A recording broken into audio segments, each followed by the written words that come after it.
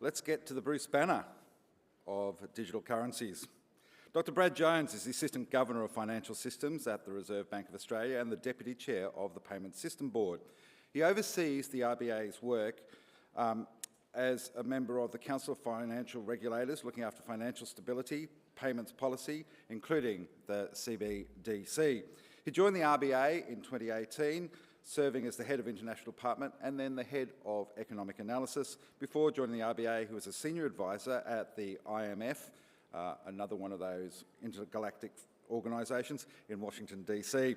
He held economic research and investment responsibilities at Deutsche Bank and, of course, is a fellow at the Cambridge University Judge Business School. Please welcome Dr. Brad Jones to the stage.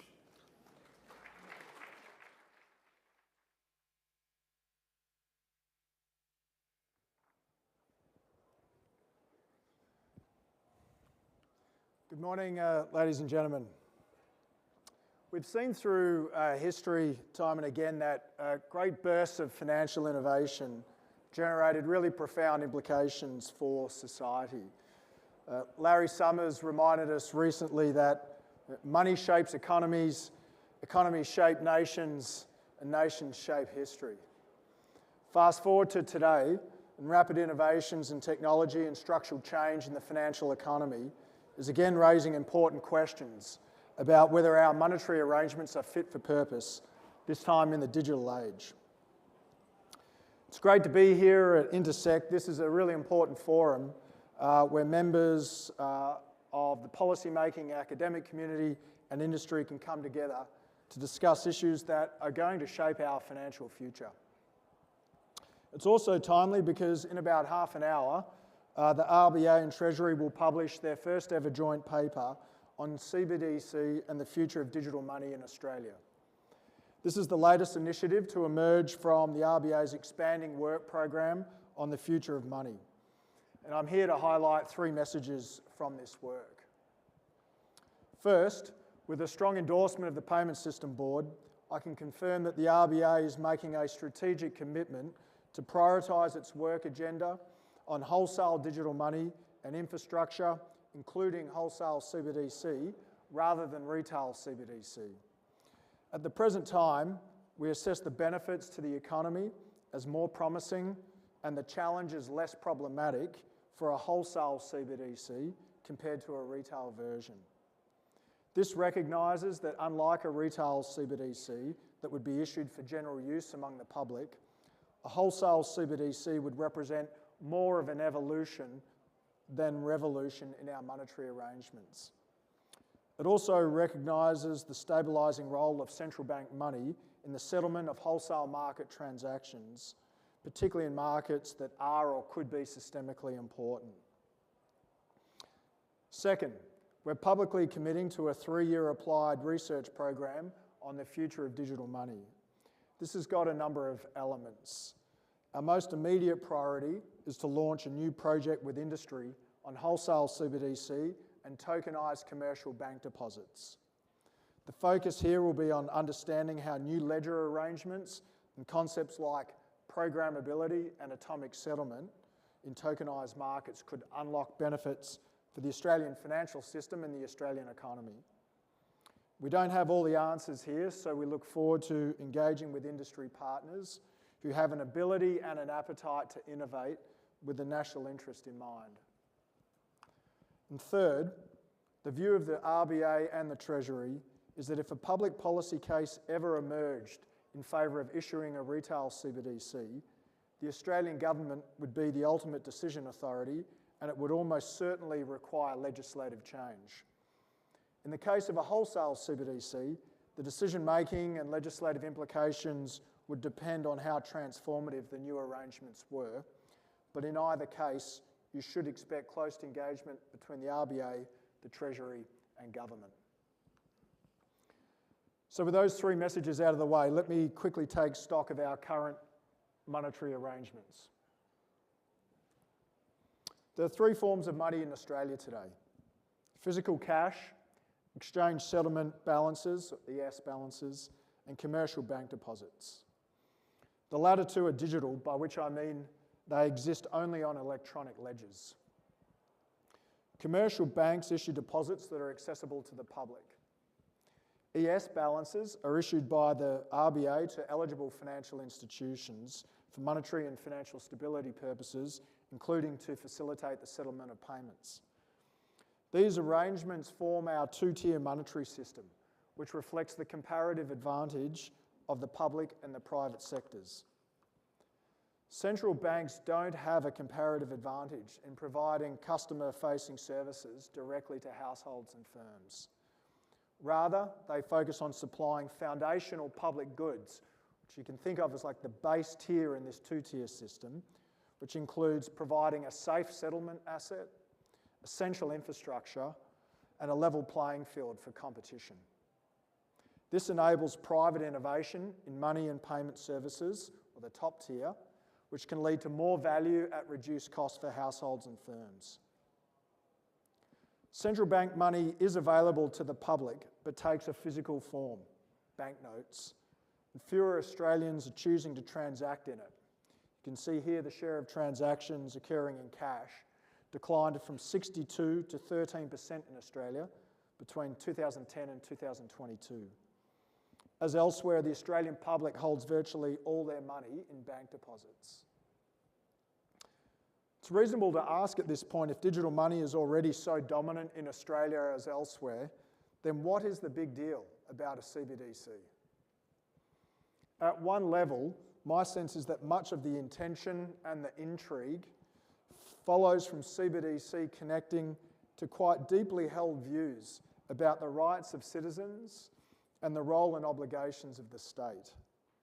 This includes issues of safety, privacy, freedom, sovereignty, and even geopolitics, issues that put us quite squarely in political economy territory, which is not exactly the natural habitat of most central bankers.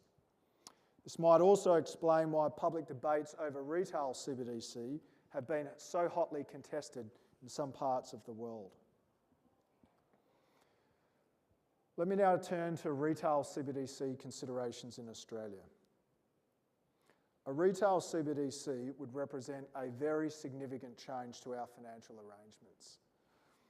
Our assessment is that the potential benefits of a retail CBDC are largely modest or uncertain at the present time relative to the challenges it would introduce. Most of the arguments we observe internationally in support of a retail CBDC reflect issues that are either of limited relevance to Australia or where it's not obvious that a retail CBDC would best address them. Take, for instance, offline resilience. The digitisation of commerce and payments has yielded significant efficiency gains, but it's also made us vulnerable to disruptions to our digital infrastructure. Many countries are uplifting their crisis preparedness arrangements in response to national security threats and the risk of natural disasters. Social cohesion, not just economic disruption, is foremost in mind here. However, the processing of payments during electricity or telecommunication outages requires an offline capability first and foremost. This needn't require a retail CBDC per se. And though more work is absolutely needed, some card payment terminals operated by merchants in Australia are already capable of accepting payments offline. Some countries are also reconsidering the backup role that physical cash might play for short-term transactional purposes, although access to and acceptance of cash still requires a supporting offline capability. What then about the monetary sovereignty argument? If cash usage continues to decline, some have suggested that a retail CBDC might be needed to prevent currency substitution, which would compromise domestic policy objectives. But the history of currency substitution suggests this risk is gravest in countries where institutions and the rule of law are weak, and where residents and foreign investors have good reason to question the integrity of the domestic currency, conditions that are not apparent in Australia. While it's certainly possible that a big tech firm launches another global stablecoin initiative, there's now a concerted international effort to closely regulate any such move. Should the US ever issue a retail CBDC, some countries may well reconsider their position given the global role of the US dollar. But there is no momentum behind a retail CBDC in American political or policy circles. And aside from the legal impediments, I find it inconceivable that a digital Chinese yuan or digital euro would circulate as the currency of choice for Australians. What then about the idea that central bank money is needed to ensure that public and private money continue to be interchangeable at par? It's certainly a key feature of our current monetary arrangements that bank deposits are interchangeable with central bank money, dollar for dollar. This is called the singleness of money. This spares households and merchants from wasting resources in trying to reprice the credit risk of different issuers of money. That was a lesson learned the hard way from the wildcat free banking era in the United States. It's been suggested that if physical cash was no longer available to the public, we might need a retail CBDC to ensure that private money retained its value because it would still be interchangeable at par with central bank money. However, most central banks have no plans to eradicate physical cash. And central banks already support the singleness of money in various ways, including by settling banks' net payment claims at par in central bank money. What then about safety arguments? It's certainly true that a retail CBDC would be free of credit and liquidity risk and would mean that households still had the choice of transacting in central bank money if cash was unavailable or unusable. But the international evidence that households value the safety of central bank money is actually very mixed in advanced economies. We do observe cash holdings increasing during periods of economic uncertainty, though it's unclear if that owes to the risk-free status of cash or to the fact that we can touch it. Research by RBA staff suggests that Australian households would attach little value to the riskless nature of a CBDC. This might reflect the limited experience of Australians with bank failures and or the range of measures that are in place to support public confidence in the money we deposit at banks. Would a retail CBDC offer more privacy? International views on the privacy implications of a retail CBDC vary widely. In some countries, residents fear a CBDC could be used as a surveillance tool of the state. Others find comfort in central banks not having the incentives to exploit personal transaction data, as might private service providers. In any event, few central banks are considering a version of retail CBDC that would be fully anonymous, given their responsibilities to mitigate financial crime. And research by RBA staff has indicated that privacy considerations would not be front of mind for Australian households in deciding whether to transact in a retail CBDC. What then about efficiency arguments? Countries without a fast payment system are often most interested in a retail CBDC. But we're fortunate here in Australia to have the new payments platform that enables payments to be processed and settled in near real time on a 24/7, 365 basis. And regulation and competition have also lowered digital payment costs in Australia over the past 2 decades. That said, the extent to which a retail CBDC could further reduce payment costs is yet to be fully assessed and would depend on design choices. We're certainly sympathetic to the idea that a retail CBDC might spawn a range of new payment services, though this was part of the motivation for last year's pilot project, which did not surface compelling retail use cases. And finally, there's the financial inclusion argument in favour of a retail CBDC. The idea here is that it could open up access to financial services. Yet this argument has most relevance in emerging market economies. Australian households are already among the most banked in the world.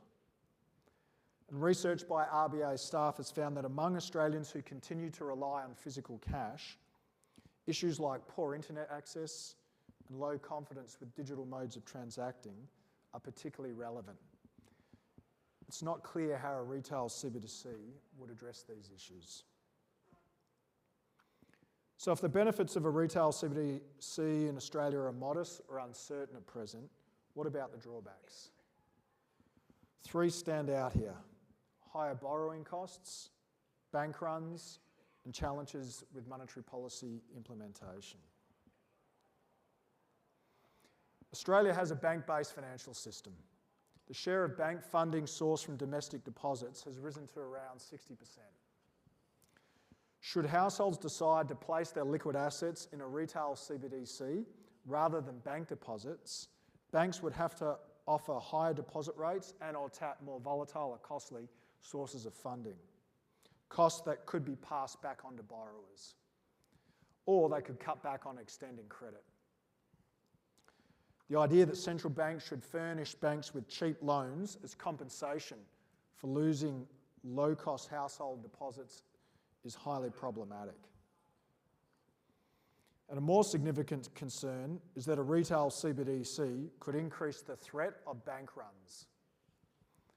In times of stress, access to a risk-free CBDC would increase the ability of panicked households to switch out of bank deposits en masse. In Australia, most bank deposits are held by households and are redeemable on demand. The events at Silicon Valley Bank last year offered a cautionary tale over the risk of rapid-fire bank runs in the digital age, one that could be magnified if bank deposits were convertible into a CBDC at the touch of a smartphone. Under a simplistic hypothetical scenario, RBA staff examined the effects on bank liquidity if Australian households simultaneously transferred $5,000 from their deposit account into a retail CBDC. This is a purely illustrative exercise, very simplistic, but what it showed was that banks' liquidity buffers could decline by 40 to 60%, all else equal, and could put them close to minimum internal thresholds.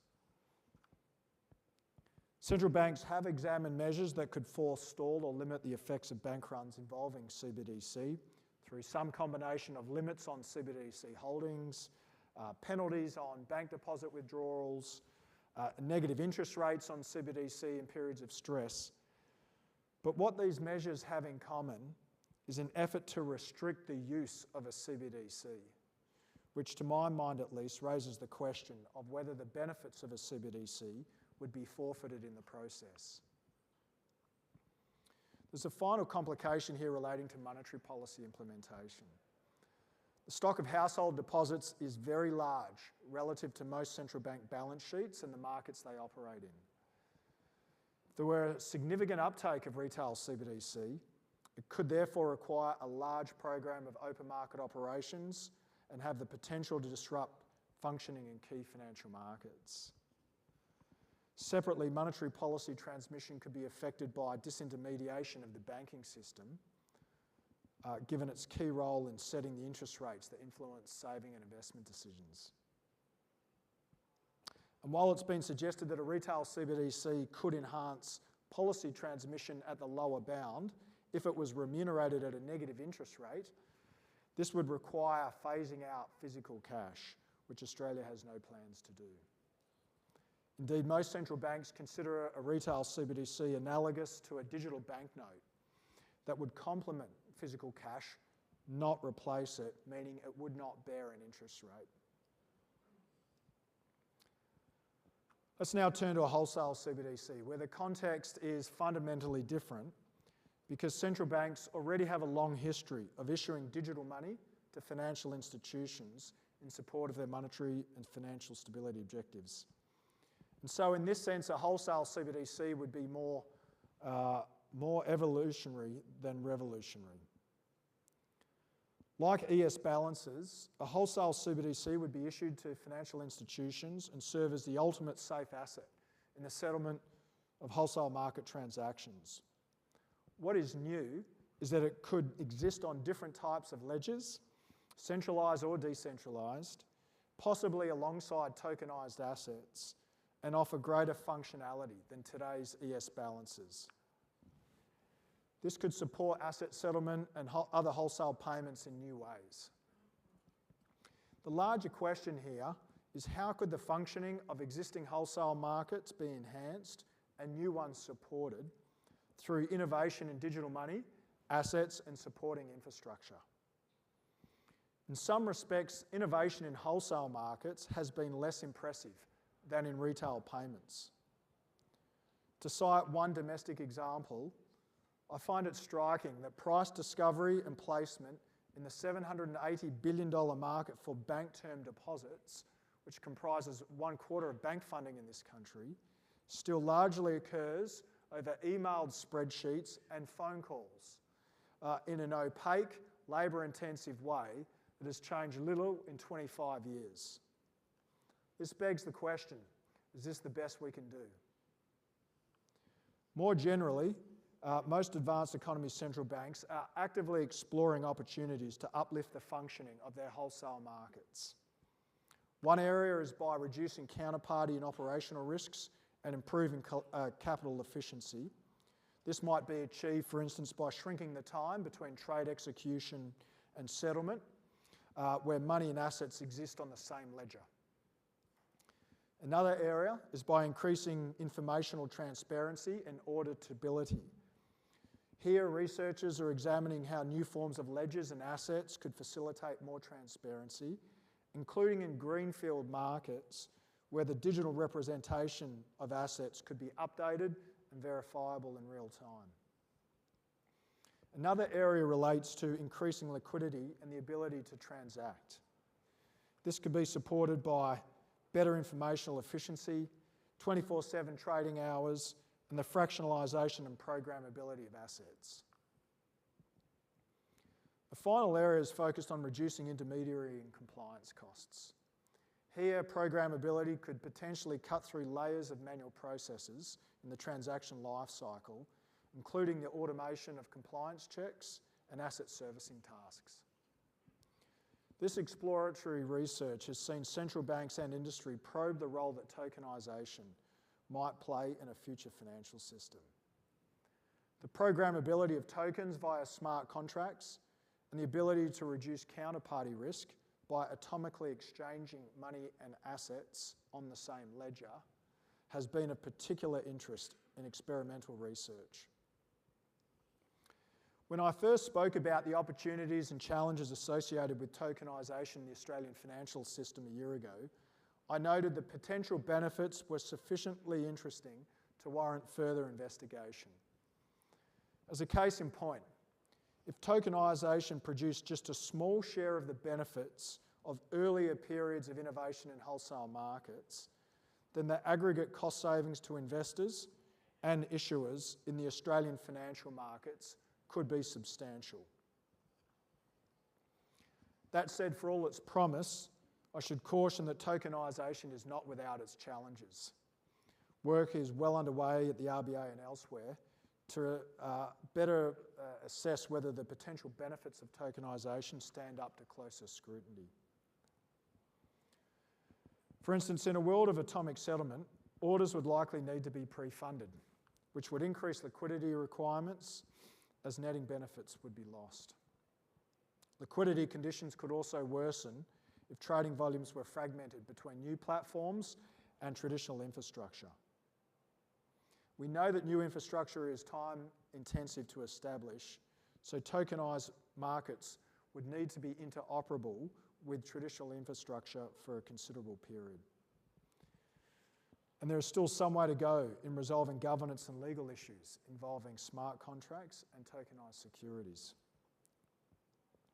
A range of non-functional considerations also need to be better understood, including the impact on central bank balance sheets from wholesale CBDC issuance and the trade-offs between transaction processing speed and ledger security. An even larger issue relates to the monetary and financial stability implications of widening access arrangements to wholesale central bank money. It's possible that a significant efficiency uplift in trading, clearing and settlement in our wholesale markets could be achieved without the issuance of a wholesale CBDC. But given the principles for financial market infrastructures emphasise the benefits from conducting settlement in central bank money, we expect it to continue to have an important anchoring role in any market that is or could be systemically important. Let me now turn to our roadmap. We're setting out here for the first time the key components of a 3-year digital money work plan for the RBA and Treasury. Our most immediate priority is to launch the public phase of Project Acacia. Project Acacia aims to build on the lessons from our CBDC pilot last year by focusing on opportunities to uplift the efficiency, transparency and resilience of wholesale markets through tokenised money, assets and new settlement infrastructure. In October, the RBA, alongside our research partners at the DFCRC, will publish a consultation paper inviting industry engagement. A second step is to launch industry and academic CBDC advisory forums in the first half of next year. We've benefited significantly from engagement with industry and the academic community on various CBDC issues over recent years, and we now seek to put more structure around this dialogue. These forums would play a similar role to those the RBA has convened in recent years with economists from industry and academia to hear different views on monetary policy issues. A third initiative to begin next year builds on a lesson from last year's CBDC pilot and will involve supporting reforms to a regulatory sandbox for financial innovation, including digital money and infrastructure. Industry feedback suggests the existing sandbox could be enhanced.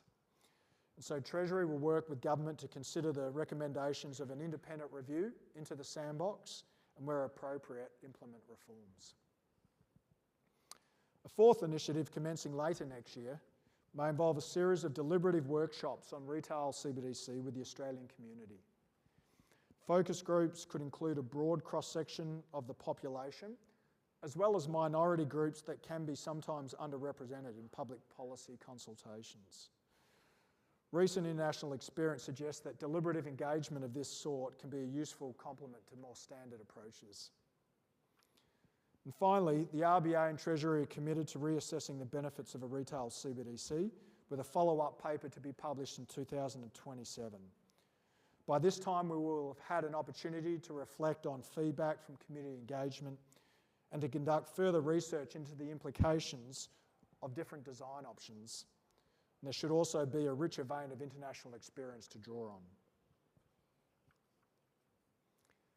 Let me now change gears and say a brief word about the legal and decision-making considerations for CBDC. As a practical matter, any form of CBDC would be issued by the RBA. However, the introduction of a retail CBDC would raise important political economy issues and give rise to significant changes to Australia's financial arrangements. As such, the Australian government would ultimately decide whether to introduce a retail CBDC. Enabling a legislation would very likely be required, consistent with the international experience. In the case of wholesale CBDC, the legal, regulatory and primary decision-making implications would depend on the design and the scope of its use. But as a general guide, the more transformative the proposed arrangements, the more likely it is that supporting legislative change and active government engagement would be required. And we would view it as preferable to first identify the features of a CBDC that were most desirable from a policy perspective and then make necessary amendments to legislation rather than compromise any design features in an effort to give a CBDC legal status under current legislation. Bottom line, it would be safe to assume that the RBA, Treasury and Australian Government would closely consult ahead of any decision to issue a CBDC should a public policy case emerge. So let me sum up.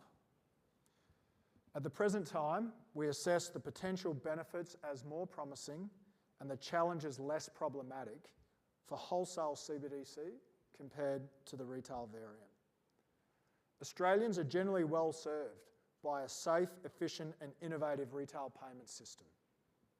And given the benefits of a retail CBDC in Australia appear modest at present, and a retail CBDC would create serious challenges for financial stability and monetary policy, we're yet to see a strong public policy case emerge for issuing a retail CBDC. In jurisdictions that have issued a retail CBDC, which is exclusively lower income countries, or in those that are indicating it's quite possible in coming years, we see the main motivations there as having less relevance in the Australian context. Nevertheless, we recognise the retail payments landscape is evolving rapidly and the implications of a retail CBDC are yet to be fully understood, and so we will continue to examine these issues, including as more international evidence comes to light. In the meantime, the role that a wholesale CBDC and other forms of digital money and infrastructure upgrades could play in enhancing the functioning of our wholesale markets will be the principal focus of our future work program. Whatever the shape of future innovation in our financial system, it's reasonable to expect central bank money will continue to serve as the ultimate safe asset, particularly in systemically important markets. In closing, the question of how we might arrange our monetary system to better support the Australian economy in the digital age is a strategic priority for the RBA. We look forward to engaging with you and your ideas in the period ahead on how this might best be achieved. Thank you.